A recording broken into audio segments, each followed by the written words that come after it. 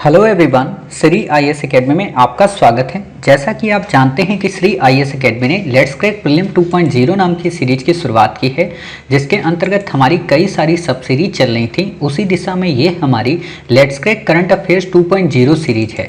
अपनी इस सीरीज में ऑलरेडी हमने डे 6 तक के इम्पॉर्टेंट टॉपिक या कहें अक्टूबर माह के करंट अफेयर्स को कवर कर लिया था। आज हम अपने इस डे 7 में नवंबर माह के करंट अफेयर्स की शुरुआत करेंगे और उसी दिशा में ये हमारा पार्ट 1 है। इसके अंतर्गत हमारे टोटल 3 पार्ट आएंगे, तो हम पहले अपने इस पार्ट 1 को कवर करते हैं और फिर पार्ट 2 और पार्ट 3 को। तो बिना देरी के शुरू करते हैं, चलिए शुरू करते हैं। जैसा कि आप देख रहे हैं, ये हमारी let's crack current affairs 2.0 series का डे 7 है। अपने इस डे 7 में आज हम नवंबर माह के पार्ट 1 को कवर करेंगे। तो बिना देरी के हम शुरू करते हैं। आज का जो हमारा पहला आर्टिकल है वो है पब्लिक अफेयर्स इंडेक्स के बारे में। आपसे बिल्कुल भी क्वेश्चन नहीं पूछेगा, इसे याद रखने की ज़रूरत बिल्कुल भी नहीं है। फिर आता है साई, SAI, पूरा नाम है सिक्योर एप्लीकेशन फॉर इंटरनेट, बिल्कुल नहीं पूछेगा, आपको याद रखने की ज़रूरत नहीं है। अगला आर्टिकल है एजियन सागर, काफ़ी इंपॉर्टेंट है, आपसे क्वेश्चन पूछा जा सकता है कि एजियन सागर कहाँ पे है। तो ये ग्रीक प्रायद्वीप का मध्य में है, टर्की व ग्रीक के मध्य स्थित है। तो एक बार इसकी लोकेशन हम देख लेते हैं, तब हमें चीज़ें और अच्छे से याद हो जाएंगी। ये है हमारी प्यारी पृथ्वी और ये अफ्रीका, और ये हमारे यहाँ पे आपको मिलेगा ग्रीक का मतलब ग्रीस, और ये है हमारा टर्की। ठीक है, आपको यहीं पे मिलेगा एजियन सागर। ठीक है, तो आपको एक बार हम यहाँ पे दिखा देते हैं लोकेशन। तो ये आप देख सकते हैं इस जगह पे, थोड़ा और यहाँ पे जूम करते हैं, अगर दिख जाता है तो अच्छी बात है। ये देखिए, ये दिख रहा है ना, एजियन सागर लिखा हुआ है यहाँ पे। ठीक है, तो इसको बोलते हैं एजियन सागर, समझ गए। ये आप देख रहे हो एजियन सागर, और ये यहाँ पे कौन सा है, ये इस जगह पे आपका है टर्की का रीजन। ठीक है, तो ये टर्की का रीजन, और ये यहाँ पे पूरा ग्रीस, देखो ये ग्रीस ही है पूरा यहाँ पे, समझ गए। तो ये रीजन मतलब यहाँ से पूरा ग्रीस का ही रीजन बनता है। अब यहाँ पे एक बात इसने और पूछी है, क्या कही है, क्रेट प्रायद्वीप के साउथ में। ठीक है, क्रेट प्रायद्वीप आपका यहाँ पे पड़ता है, ये जो है ना पेनिनसुला, इसके दक्षिण में, इस जगह पे ये क्रेट पेनिनसुला के दक्षिण में यहाँ पे पड़ता है। ठीक है, बाकी आपको यहाँ पे कुछ भी याद रखने की ज़रूरत नहीं है, आपसे इतना डेप्थ में नहीं पूछेगा जितना मैंने आपको बता दिया। ठीक है, इंटरनेशनल प्रेस इंस्टीट्यूट काफ़ी इंपॉर्टेंट है, आपसे क्वेश्चन पूछा जा सकता है कि इंटरनेशनल प्रेस इंस्टीट्यूट के द्वारा कौन सी रिपोर्ट जारी की जाती है। तो the world press freedom review report, ये रिपोर्ट काफ़ी इंपॉर्टेंट है। तो आपको केवल यहाँ पे इस रिपोर्ट को ही याद रखना है, बाकी कुछ भी इसे याद रखने की ज़रूरत नहीं है। फिर बात आती है सरदार वल्लभ भाई पटेल को लेकर, काफ़ी इंपॉर्टेंट हैं। प्रथम गृह मंत्री बने थे और प्रथम उप प्रधानमंत्री बने थे। ठीक है, प्रधानमंत्री जवाहरलाल नेहरू बने थे। कई सारी समितियों के अध्यक्ष रहे थे, जैसे मूल अधिकार की अल्पसंख्यक जनजाति व अनुसूचित क्षेत्र, मतलब जब हमारा संविधान बना था तो उस समय कई समितियां गठित की गई थी संविधान सभा के अंतर्गत। तो उसी में मूल अधिकार, अल्पसंख्यक जनजाति व अनुसूचित क्षेत्र और प्रोविजनल कॉन्स्टिट्यूशन यानी कि प्रांतीय जो समितियां थीं उससे संबंधित ये इन्होंने कार्य किया था। खेड़ा सत्याग्रह में गांधी के साथ में आए थे, आपको पता होना चाहिए। इससे पहले का जो सत्याग्रह था वो क्या था, चंपारण में राजेंद्र प्रसाद, इंदुलाल याग्निक, ये सब लोग शामिल थे। लेकिन खेड़ा सत्याग्रह में सरदार वल्लभ भाई पटेल आके जुड़ते हैं। ठीक है, बारदोली सत्याग्रह में इन्होंने नेतृत्व प्रदान किया, जिस कारण वहाँ की महिलाओं ने या बारदोली के लोगों ने इन्हें सरदार की उपाधि दी थी। ठीक है, बाकी आपको नहीं याद रखना है कुछ भी। फर्स्ट आयरन मैन, ये आपसे कुछ भी नहीं पूछेगा। ओलिव रिडले टर्टल्स बहुत ही ज़्यादा इंपॉर्टेंट है, कई बार क्वेश्चन इस पे मतलब बना है बट यूपीएससी ने नहीं पूछा है। ठीक है, तो आपको क्वेश्चन पूछा जा सकता है। पहला क्वेश्चन यही कि ये केवल प्रशांत महासागर में पाए जाते हैं, ये हिंद महासागर में पाए जाते हैं, ये केवल अटलांटिक में पाए जाते हैं। तो भाई साहब ये तीनों के तीनों में पाए जाते हैं। ठीक है, पहला तो ये याद रखना है। दूसरी बात ये याद रखनी कि अर्रीबाड़ा एक इनका मास नेस्टिंग प्रोग्राम है। मास नेस्टिंग का मतलब कि ये बच्चे को जन्म देते हैं जाके। ठीक है, मतलब समुद्र से बाहर आए एक मिट्टी वाले रेतीले क्षेत्र में, वहां पे अपने अंडे छिपा दिए और छिपाने के बाद वापस चले गए। तो जितने दिन तक ये प्रेग्नेंट होते हैं, ठीक है, तो उतने दिन तक वो वहां पे रहते हैं और वहां से फिर वापस चले आते हैं। ये अंडों को सेते नहीं है। एक बात मैं आपको बता दूं, जितने कछुए होते हैं ना, वो अपने अंडे जाके रेत में छिपा देते हैं और फिर वो वापस अपने समुद्र में चले जाते हैं और वहां पे चिंतन प्रणाली के जरिए वो अंडे में बच्चे पैदा कर देते हैं। इसीलिए कहते हैं कि जो चिंतन होता है ना अपने आप में बहुत ही ज़्यादा इंपॉर्टेंट होता है और बहुत ही ज़्यादा ताकतवर होता है, तो वही ये लोग करते हैं। ठीक है, IUCN में वल्नरेबल स्टेटस है, इससे ज़्यादा आपको नहीं याद रखना है ना। कॉस्ट ऑफ मैक्सिको व कोस्टेरिका में भी ये देखने को मिलते हैं। ऑलरेडी मैंने बताया कि प्रशांत और अटलांटिक तो वहाँ पे तो मिलेंगे ही। ठीक है, wild life institute of India काफ़ी इंपॉर्टेंट है कि wild life institute of India के हेड कौन होते हैं, तो ऑटोनोमस इंस्टीट्यूशन है, ministry environment forest and climate change के बारे में। ठीक है, कमेंट बॉक्स में बताना कि wild life institute of India के चेयरपर्सन कौन होते हैं, प्राइम मिनिस्टर होते हैं या एनवायरमेंट मिनिस्टर होता है, कमेंट बॉक्स में बताना। और अगर प्राइम मिनिस्टर नहीं होते तो प्राइम मिनिस्टर फिर किसके होते हैं। ठीक है, ये आपसे क्वेश्चन नहीं पूछेगा। डूइंग इंडिया बिजनेस रिपोर्ट आपसे क्वेश्चन तो नहीं पूछेगा, बट आपको पता होना चाहिए, ठीक है, कि इसे कौन जारी करता है, यूके इंडिया बिजनेस काउंसिल, बस इतना याद रखना। और आपसे यहाँ पे कुछ भी नहीं पूछा जाएगा। Straight of Dardanelles, straight of Dardanelles कहाँ पे, मरमरा व एजियन सागर के मध्य। ठीक है, अभी हमने आपको एजियन सागर दिखाया था, तो उसी से रिलेटेड यहाँ पे स्ट्रेट ऑफ डार्डानेल्स हम आपको दिखा देते हैं। वैसे क्वेश्चन पूछेगा नहीं, इतना गंदा क्वेश्चन यूपीएससी पूछता नहीं है। ये आपका ब्लैक सी है, यहाँ पे सी ऑफ मरमरा आपको मिलेगा देखने को। ठीक है, अगर यहाँ पे दिखाई देता है तो अच्छा है। ये देखो सी ऑफ मरमरा है, ये जो स्ट्रेट है ना यहाँ पे, ठीक, ये बीच के, इसको बोलते हैं डार्डानेल्स। अब यहाँ पे अगर ये दिखा दे तो बहुत अच्छी बात है, नहीं दिखाता है तो और भी अच्छी बात है। ठीक है, वैसे मुझे नहीं लगता कि इतना अच्छा ही इंसान ने, ये देखो दिखा दिया। ठीक है, डार्डानेल्स स्ट्रेट, आपसे क्वेश्चन नहीं पूछेगा, बस आपको पता होना चाहिए कि हाँ यहाँ पे ये मरमरा है। ठीक है, और एक बात बताएं, यहाँ पे ये वाली स्ट्रेट इंपॉर्टेंट है, इसको बोलते हैं क्या, कर्च स्ट्रेट। ठीक है, तो इस पे आपसे क्वेश्चन जरूर पूछा जा सकता है कि मरमरा सी और जो हमारा ये ब्लैक सी है, इसको कौन सी स्ट्रेट जोड़ती है। ठीक है, तो आप बता देना साहब कर्च स्ट्रेट है। चलिए, इतनी बातें हो गई। फिर बात आती आर्मी एविएशन कॉर्प्स, आपसे नहीं पूछेगा, आपको इसे याद रखने की ज़रूरत नहीं है। गिलगिट बाल्टिस्तान पे यूपीएससी क्वेश्चन पूछ चुकी है, अब आपसे क्वेश्चन नहीं पूछेगी, याद रखने की ज़रूरत नहीं हो, मैंने भी कई बार आपको पढ़ाया है ना। इजुथान पुरस्क्रम आपसे बिल्कुल भी क्वेश्चन नहीं पूछेगा, याद रखने की ज़रूरत आपको नहीं है। स्टार कैंपेनर बिल्कुल भी आपसे क्वेश्चन नहीं पूछेगा। ठीक है, चुनाव पार्टी से रिलेटेड है, आपको इसे याद रखने की ज़रूरत नहीं है। आचार संहिता इंपॉर्टेंट है, आपसे क्वेश्चन पूछा जा सकता है, इलेक्शन कमीशन के द्वारा जारी की जाती है। चुनाव शेड्यूल से परिणाम तक की तारीख तक ये रहती है, मतलब ये डिसाइड किया जाता है कि चुनाव कब से शुरू होंगे, तो तब से लेके जब तक पूरा परिणाम नहीं आ जाता तब तक आचार संहिता लगी रहती है। ठीक है, आर्टिकल 324 के तहत इलेक्शन कमीशन के पास ये पावर होती है, कानून द्वारा इनफोर्सेबल नहीं है, मतलब जो व्यक्ति आचार संहिता का उल्लंघन करता है उसको दंडनीय अपराध नहीं दिया जा सकता, बल्कि उस पर रोक लगाई जाती है, आपने देखा होगा कई बार। ठीक है, लेकिन आचार संहिता में कुछ ऐसे प्रोविजन हैं या कहें प्रावधान हैं जो आईपीसी 1860 सीआरपीसी है ना 1973 आरपीए के रेगुलेट किया जाता है। आपसे इतना डिटेल नहीं पूछेगा, बस इंपॉर्टेंट है वही इनफोर्सेबल और फोर्सेबल, आपको दे देगा फोर्सेबल किया जा सकता है तो आप कहना नहीं साहब नहीं किया जाता। ठीक है, नेशनल प्रोडक्टिविटी काउंसिल QCI ने मान्यता दी है, कल ही हमने पढ़ा था क्वालिटी काउंसिल ऑफ इंडिया, इसके हेड कौन होते हैं, प्राइम मिनिस्टर नहीं भाई, प्राइम मिनिस्टर के द्वारा नियुक्त किया जाता है। ठीक है, ऑटोनोमस बॉडी है मिनिस्ट्री DPIIT के अंतर्गत, कॉमर्स एंड इंडस्ट्री मिनिस्ट्री के अंतर्गत, एनजीओ है, नॉट फॉर प्रॉफिट है, तो आपसे क्वेश्चन नहीं पूछेगा, आपको याद रखने की जरूरत नहीं है। ठीक है, मानसर झील काफी इंपॉर्टेंट है, सेकेंड बिगेस्ट टूरिस्ट साइट है जम्मू कश्मीर की। सुरिनसर व मानसर ये दो लेक हैं और दोनों रामसर साइट में आती हैं। ठीक है, तो आपको ये बातें याद रखनी है। हम आपको एक बार लोकेशन दिखा देते हैं, सुरिनसर और मानसर, और आपसे अगर ये भी पूछते कि सुरिनसर और मानसर वाइल्ड लाइफ सेंचुरी कहाँ पे हैं, तो जम्मू कश्मीर में ही होंगी। ठीक है, तो एक बार हम दिखा देते हैं आपको, और भी कई सारी हैं, वूलर है, होकेशर है, सुरिनसर है, मानसर है, सुमुरिरी है, तो ये सारी याद रखना, सबके सब जम्मू कश्मीर में है। केवल मैं आपको सुरिनसर और मानसर आपको दिखा देता हूँ ताकि आपके दिमाग में ये ना लगे कि सर बताइए हमारी प्यारी झीलें आपने नहीं दिखाई। ठीक है, तो हम आपको दोनों झीलें दिखा देते हैं ताकि आपके दिमाग में किसी प्रकार का कोई कन्फ्यूजन ना रहे।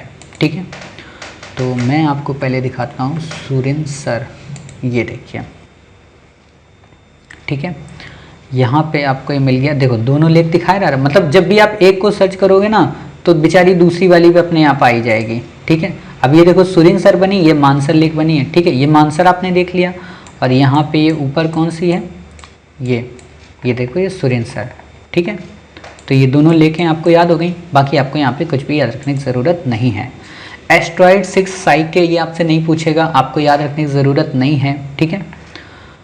अब बात आती है यहाँ पे WWF वाटर रिस्क फिल्टर, आपसे क्वेश्चन नहीं पूछेगा, आपको इसे याद रखने की ज़रूरत बिल्कुल भी नहीं है, ठीक है।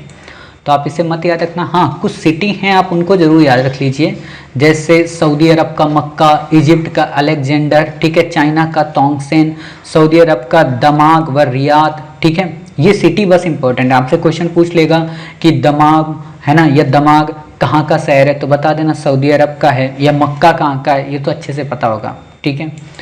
तो बस इतनी चीज़ें आपको यहाँ पे बतानी हैं। WWF के बारे में world wild life fund for nature environment में हमने पढ़ाया है, बट फिर भी देख लो, करंट में भी कई बार पढ़ाया है। एक इंटरनेशनल NGO है, 1961 में गठित हुआ था। ग्लांड स्विट्जरलैंड, यानी कि ग्लांड जो शहर है वो कहाँ का है, स्विट्जरलैंड का, ठीक है। इंपॉर्टेंट क्या है, इंपॉर्टेंट है यहाँ पे लिविंग प्लेनेट रिपोर्ट या कहें लिविंग प्लेनेट इंडेक्स, ये कौन जारी करता है, WWF।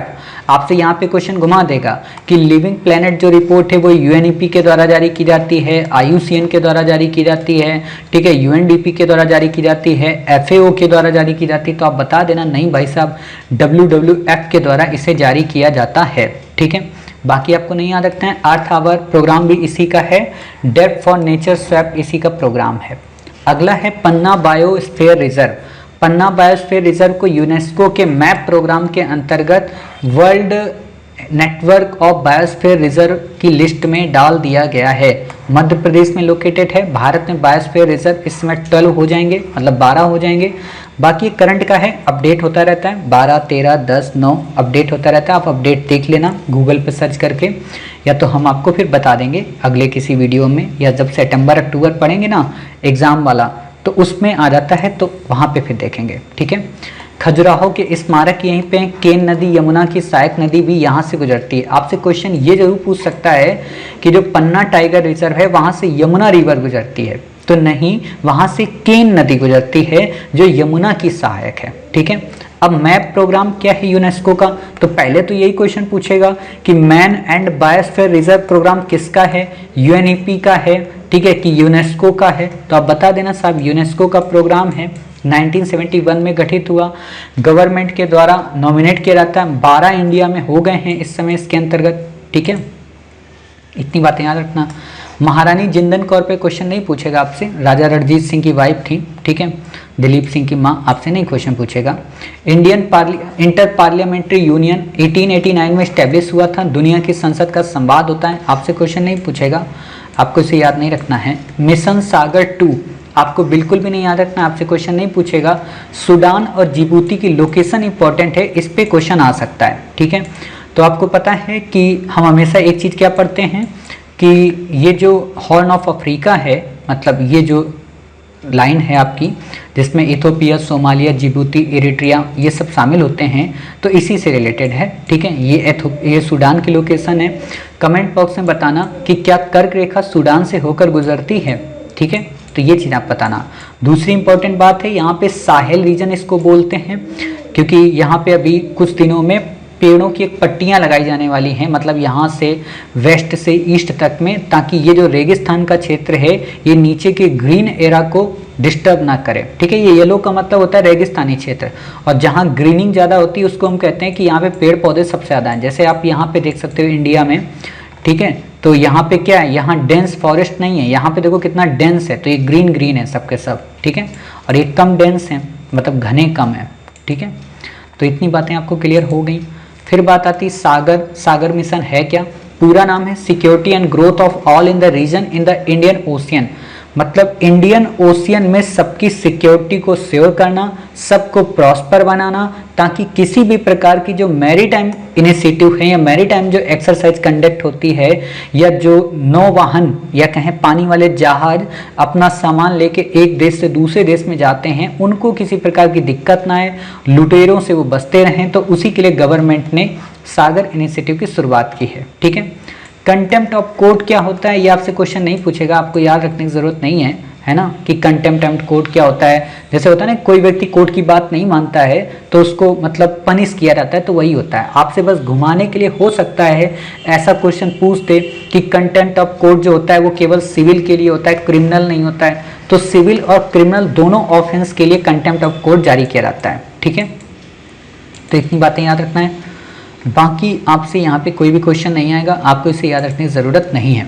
अमोनिया काफ़ी इंपॉर्टेंट है, आपसे इस पे क्वेश्चन बन सकता है। ठीक है, तो ये एक कलरलेस गैस है, मतलब कोई कलर नहीं होता, यूज्ड इंडस्ट्रियल सेक्टर में, नेचुरली इन्वायरमेंट में पाई जाती है। ठीक है, BIS ठीक है द्वारा 0.5 ppm पर्टिकुलर पर मैटर एक्सेप्टेबल मात्रा है अमोनिया के, मतलब 0.5 ppm के हिसाब से अगर मिलती है ब्यूरो ऑफ इंडस्ट्री के द्वारा, ठीक है, तो वो एक तरीके का सही है। ठीक है, 1 ppm से ज़्यादा है तो मछली के लिए खतरा उत्पन्न कर देती है। बाकी आपको नहीं याद रखना है। यमुना नदी काफ़ी इंपॉर्टेंट है, ट्रिब्यूटरी पे क्वेश्चन आ सकता है। सेकेंड लार्जेस्ट सहायक नदी है गंगा की, घाघरा पहली है। ठीक है, यमुनोत्री ग्लेशियर उत्तराखंड से निकलती है, प्रयागराज में गंगा से मिल जाती है।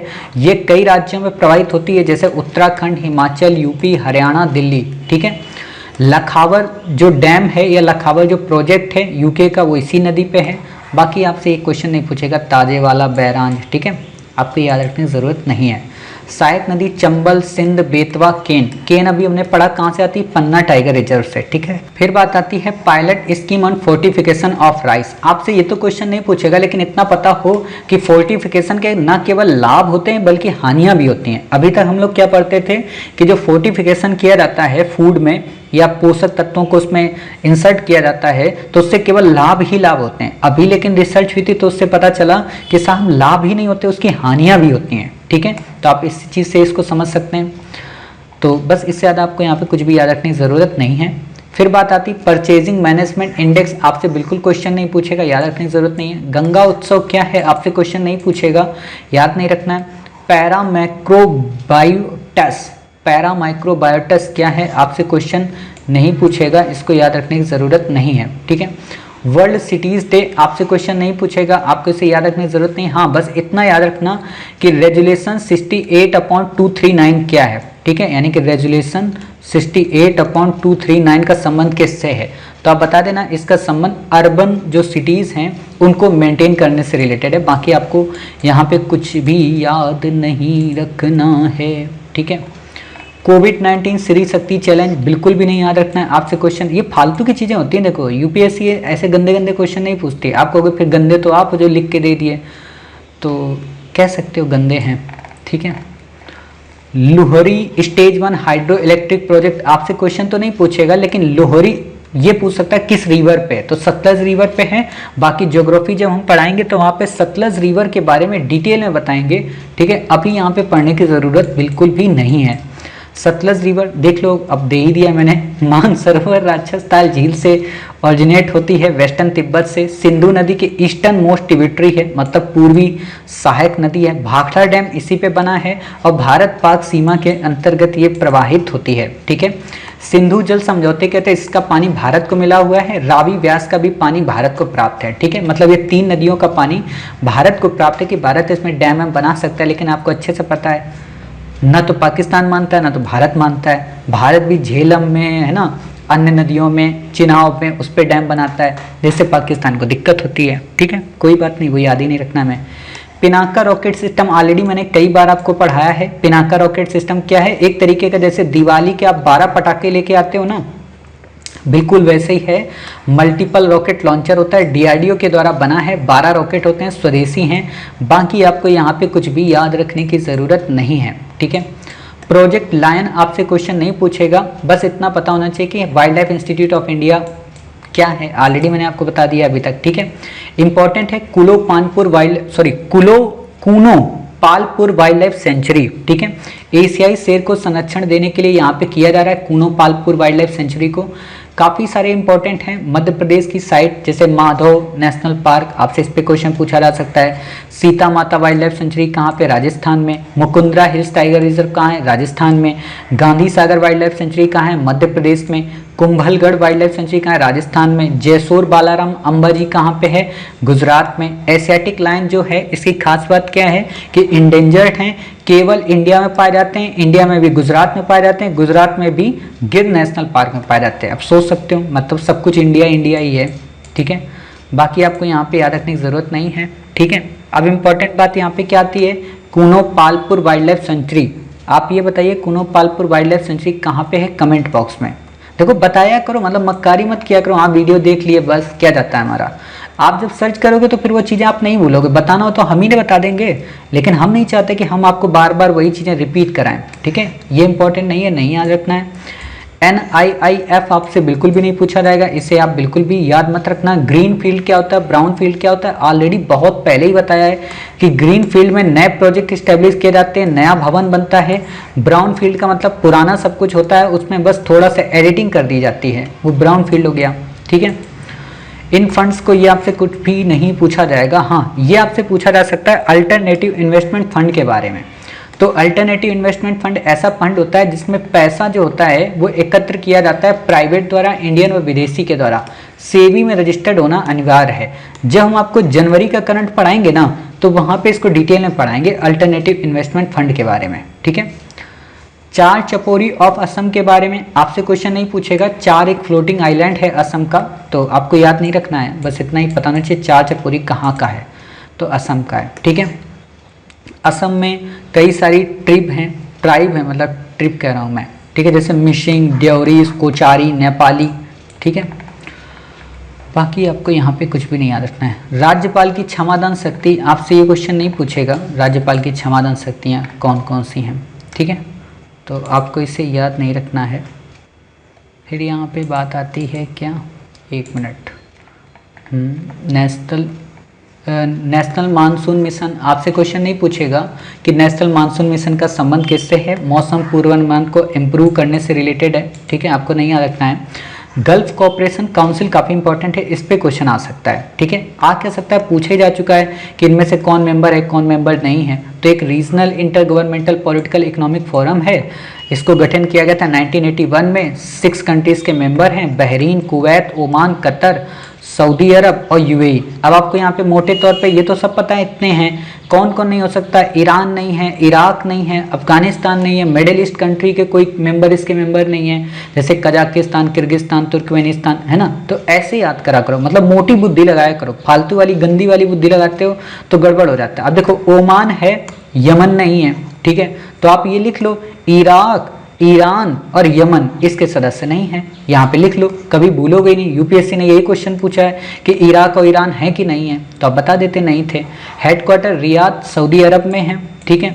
सऊदी अरब व ईरान काफ़ी कम एक साथ मिलते हैं, मतलब 90% जितने भी आपको ऑर्गेनाइजेशन मिलेंगे, रेयर होगा कि जहाँ सऊदी अरब भी हो और ईरान भी हो, है ना। वही बात है ना कि मान लो आपका कोई कट्टर दुश्मन हो और आप भी उस पार्टी में जाएं, ऐसा तो रेयर हो जाता है ना। शशि एस वेम्पति समिति, आपसे नहीं क्वेश्चन पूछेगा, आपको याद नहीं रखना है। फिर आता है बार्क के बारे में, कई बार आप सुनते होंगे बार्क को लेके। ब्रॉडकास्ट ऑडियंस रिसर्च काउंसिल है, एक इंडस्ट्री बॉडी है, बैरोमीटर द्वारा TRP का आपने देखा होगा ना कि रिपब्लिक के चैनल के जो क्या नाम है अर्णव गोस्वामी है ना, तो उनके ऊपर आरोप लगा था कि वो TRP बढ़ाने के लिए मतलब ऐसी बातें करते हैं। अब TRP होता क्या चीज़ है, जैसे आप लोग जो इलेक्ट्रॉनिक डिवाइस परचेज करते हैं, टीवी वगैरह, तो अल्टरनेटिव रूप से मतलब पता नहीं होता है कि किस टीवी में, कौन सी टीवी में बायोमीटर लगाया गया है या बैरोमीटर लगाया गया है जो TRP को मेजर करता है। तो हर एक टीवी में लगा होता है, हर एक में नहीं, मतलब कुछ चुनिंदा टीवियों में, और वो जिसके घर में जाती हैं अगर वो लोग ज़्यादा देखते हैं तो उसी से पता चलता है कि उस चैनल को उन लोगों ने इतनी बार देखा, वो आपको नहीं पता होता है, वो मतलब एक तरीके से छिपी हुई चीज़ होती है। तो इन लोगों ने क्या किया, मीडिया चैनल वालों ने हर एक अपने मतलब जहाँ पे TRP जिस टीवी में लगी है उन टीवी चैनल वालों को अपनी तरफ से पैसा देने लगे और TRP को प्रमोट करने लगे कि भैया तुम टीवी ना पूरे दिन चला के देखो। जैसे आपने देखा होगा कई सारे लोग वेबसाइट अपनी क्यों बनाते हैं, क्योंकि आप उनकी वेबसाइट पे जाके 1 घंटा अगर समय स्पेंड करते हैं तो उनको पैसा मिलता है, या यूट्यूब पे आप जाके अगर 1 घंटा 2 घंटा उनकी क्लास देखते हैं तो उनको क्या होता है, पैसा मिलता है, ठीक है। तो वो उसी चीज़ से रिलेटेड है, बाकी आपको यहाँ पे कुछ भी याद रखने की ज़रूरत नहीं है, ठीक है। गांधी यंग टेक्नोलॉजिकल अवार्ड आपसे क्वेश्चन नहीं पूछेगा, आपको इसे याद रखने की जरूरत नहीं। अवार्ड पे क्वेश्चन इतने टाइप के नहीं आते हैं ना, ये मतलब बहुत वैसी चीज़ है कि अवार्ड पे क्वेश्चन पूछते हैं। सॉफ्टवेयर टेक्नोलॉजी इंडिया पार्क आपसे नहीं पूछेगा, आपको इसे याद नहीं रखना है, ठीक है। अब देखो यही फालतू की चीज़ें लोग पढ़ाते हैं और इन्हीं से कोई फ़ायदा होता नहीं है। अवधनम क्या है? ये एक लिटरेसी परफॉर्मेंस है जो तेलुगु भाषा में ग्लोरियस ट्रेडिशन को कंट्रीब्यूट करता है ना। आपको बस इतना याद रखना चाहिए, अवधनम का संबंध किससे है कि ट्रेडिशनल जो लिटरेचर है तेलुगु भाषा का उससे संबंधित है। बाकी आपको कुछ भी याद रखने की ज़रूरत इसमें नहीं है, ठीक है। 8 प्रतिशत ये कुछ भी नहीं याद रखना है। फास्ट रेडियो बर्स्ट आपसे क्वेश्चन नहीं पूछेगा, फास्ट रेडियो बर्स्ट क्या है, ठीक है, आपको नहीं याद रखना है। ये हो गया। इसके बाद आता है आपका इंटरपोल। ऑलरेडी मैंने आपको कल के आर्टिकल में पढ़ाया था, इंटरपोल को इंडिया में कौन देखता है? सीबीआई, ठीक है। पूरा नाम है international criminal police organisation, cyber crime को भी एड्रेस करती है, ठीक है। 1923 में बनी थी, 194 कंट्रीज के मेंबर हैं। हेडक्वार्टर लियोन फ्रांस में है। आपको ये याद रखना कि लियोन जो है शहर कहाँ का है? फ्रांस में, ठीक है। और आपको अच्छे से पता होना चाहिए कि इसमें मेरा सबसे फेवरेट खिलाड़ी लियोन मेसी, ठीक है, फ्रांस की तरफ से खेलने वाला है, पेरिस की तरफ से, ठीक है ना। ओपेक, ओपेक क्या है? काफ़ी इंपॉर्टेंट है, क्वेश्चन पूछा जा सकता है, ठीक है। Organisation of the petroleum exporting countries, एक परमानेंट इंटर गवर्नमेंटल ऑर्गेनाइजेशन है, ठीक है। इसमें बगदाद कॉन्फ्रेंस के अंतर्गत इसका गठन हुआ था। ईरान, इराक, कुवैत, सऊदी अरब, वेनेजुएला ये सब मतलब कह सकते हो संस्थापक सदस्य थे। हेडक्वार्टर वियना ऑस्ट्रिया में है। इस समय इसके जो मेंबर हैं वो उसमें Algeria, Angola, Congo, Equatorial Guinea, Gabon, Libya, ठीक है, यूएई, अन्य इसमें मेंबर आते हैं। अभी इसमें 13 सदस्य हैं। करंट की सिचुएशन में बताऊं, पहले 14 थे, एक मेंबर इसमें कम हो गया है। तो वही बातें हैं, आपसे मेंबर पे क्वेश्चन पूछा जा सकता है। हमने अभी आपको अगस्त के महीने में, सितंबर के महीने में, जुलाई के महीने में करंट जो पढ़ाया है उसमें ओपेक को फिर से बताया, तो आप इसको वहाँ से कवर करना। और एक बात और बताएं, जो चीज़ें आप लिख चुके होते हो ना उन चीज़ों को बार बार मत लिखा करो, ठीक है। बार बार लिखोगे तो दिक्कत होती है, ठीक। एक मल्टीलेटरल डेवलपमेंट फाइनेंस इंस्टीट्यूशन है, 1976 में गठन हुआ, 12 सदस्य। अंगोला इसका मेंबर नहीं है, मतलब अंगोला यहाँ पे अब इसका मेंबर हट गया होगा, ठीक है।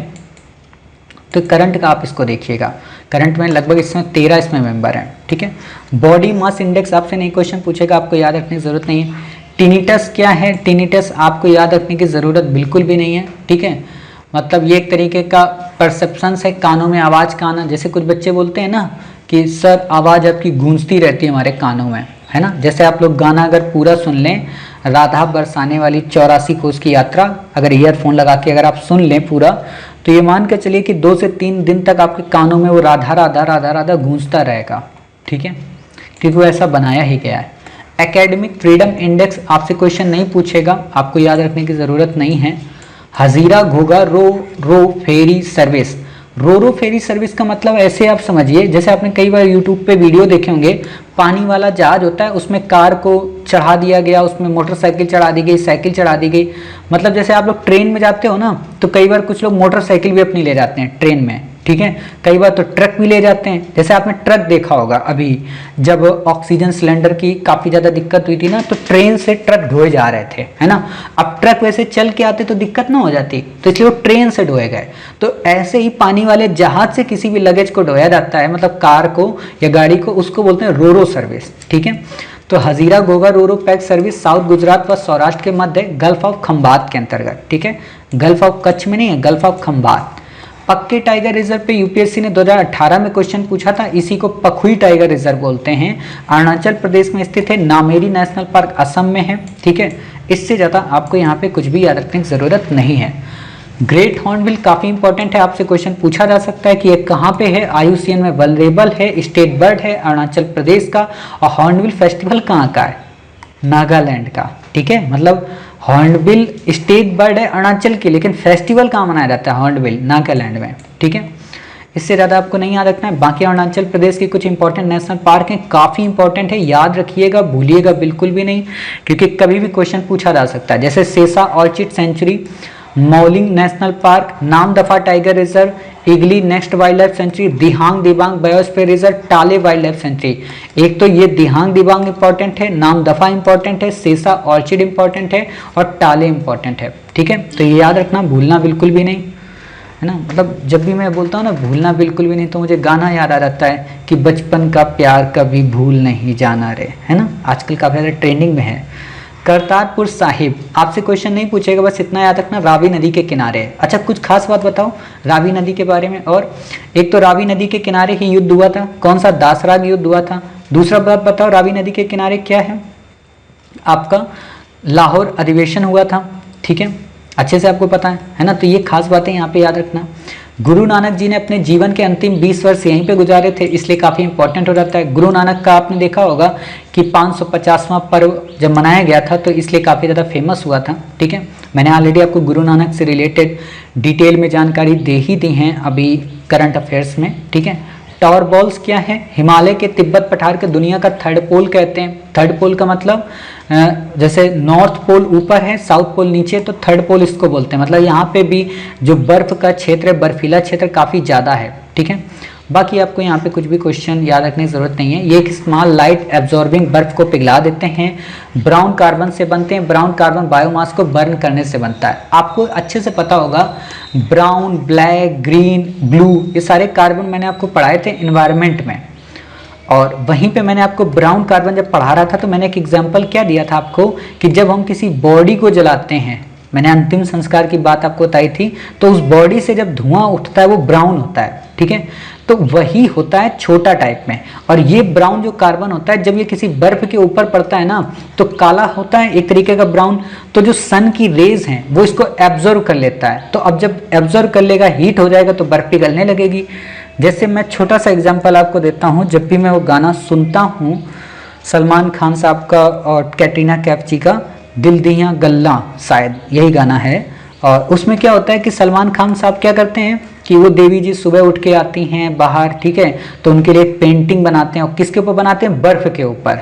सोच सकते हो, अब उन्होंने जो पेंटिंग बनाई, अलग अलग कलर उसमें यूज किए, तो उसमें क्या हुआ होगा, सन ने अपनी रेस को वहाँ ऑब्जर्व करा दिया होगा, तो उतनी बर्फ तो पिघल गई होगी ना। अब कोई ध्यान नहीं देता, कोई इन्वायरमेंटलिस्ट होता तो मैं उससे कह देता, केस कराता बेचारा, तो फिर दिल दिया गलना हो जाता, है ना। वर्ली आर्ट, वर्ली आर्ट महाराष्ट्र की है, 10th सेंचुरी एडिशन के आसपास आई थी।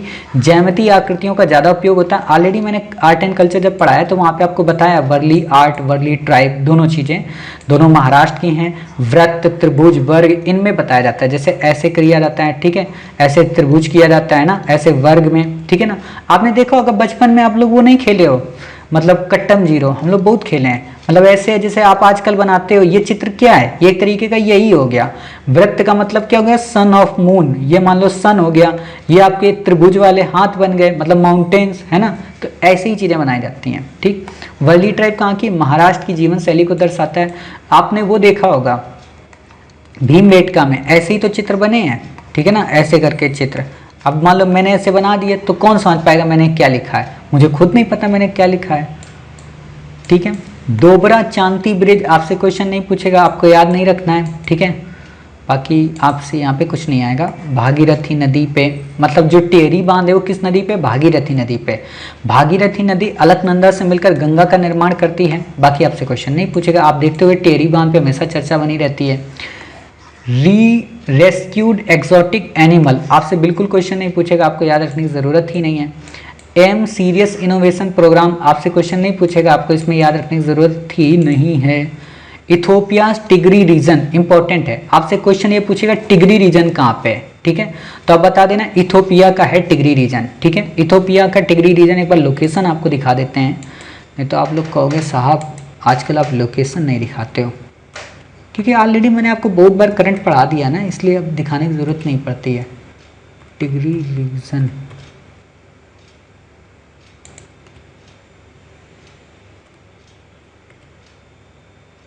इथोपिया,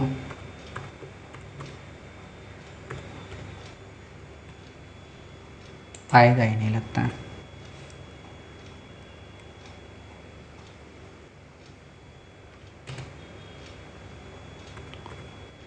हाँ ये देखो, इथोपिया का टिग्रे रीजन, ठीक है ये। तो ये काफ़ी इंपॉर्टेंट है, आपसे क्वेश्चन पूछा जा सकता है, ठीक है। तो ये आप देख सकते हैं, जैसे मैंने कल आपको पढ़ाया था ना नगार्नो काराबेक, तो आप देख सकते हो ये चित्र यहाँ पे कितने सारे बने हैं, वाओ नाइस, है ना, कितना अच्छा है। ये देखो यहाँ लोग बैठे हुए हैं, ठीक है, ऐसा मत समझना मतलब कि यहाँ पे लोग नहीं है, है ना। ये देखो सज्जन टहल रहे हैं, ठीक। तो ये टिग्रे रीजन काफ़ी इंपॉर्टेंट है, आपने देख लिया। अब आपको अगर कुछ ऐसे क्वेश्चन बड़े आते हैं और फिर बच्चों को लगता है अरे भाई ये तो उन्हें पढ़ा ही नहीं था, है ना, तो अब मैंने पढ़ा दिया तो अब मत रोना। बाकी आपको कुछ भी याद नहीं रखना है। यूरोप कुनाबा लोगों के मध्य हॉर्न ऑफ अफ्रीका में आता है, ये तो ऑलरेडी अभी पढ़ाया, ठीक है।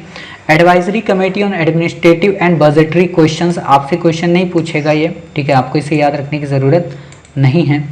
फूड कोलेशन आपसे बिल्कुल भी क्वेश्चन नहीं पूछेगा, आपको इसे याद नहीं रखना है, ठीक है, बिल्कुल किसी भी तरीके से। फिर आता है अटल बीमित व्यक्ति कल्याण योजना, इंपॉर्टेंट है, क्वेश्चन पूछा जा सकता है। इसे इंप्लीमेंट किया जाता है एम्प्लॉय स्टेट इंश्योरेंस कॉर्पोरेशन के द्वारा।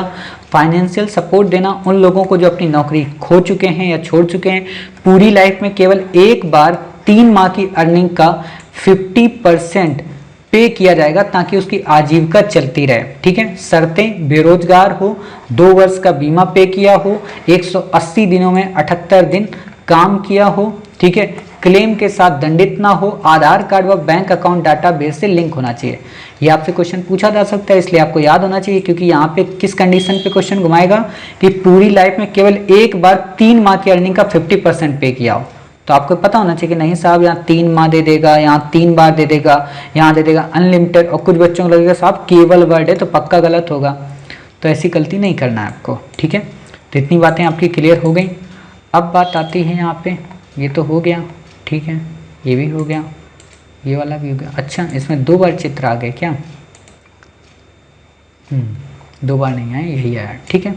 तो इस तरीके से हमने नवंबर माह के करंट को कर लिया। आपने देखा होगा बहुत कम आर्टिकल हैं, क्योंकि ऑलरेडी हमने काफ़ी बार इनका रिवीजन कर लिया है, तो इसलिए अब इतने आर्टिकल बचते नहीं, और हमें बेसिकली इंपॉर्टेंट ही पढ़ना है। काम का आपके पास भी इतना टाइम नहीं है कि आप फालतू की चीज़ें पढ़ के दिमाग को स्टोरेज बनाएं। ऑलरेडी आपके पास इतना सारा वर्कलोड है, तो हम वही चीज़ें पढ़ा रहे जो इस बार आएंगी। और ये गारंटी है कि जिसको मैंने कह दिया नहीं आएगा, तो ब्रह्मा भी चाह लेंगे ना तो भी नहीं आएगा, ठीक है। अब इसके लिए आप कुछ भी मानो कि मैंने पेपर आउट किया है, क्या किया है, कुछ भी मानो, वो आपकी मर्जी है, लेकिन रियलिटी यही है, ठीक है। तो मिलते हैं अपने नेक्स्ट पार्ट में, यानी कि पार्ट 2 में कुछ इंपॉर्टेंट आर्टिकल के साथ। अपना ख्याल रखिए, स्वस्थ रहिए। जय हिंद, जय भारत, वंदे मातरम, भारत माता की जय।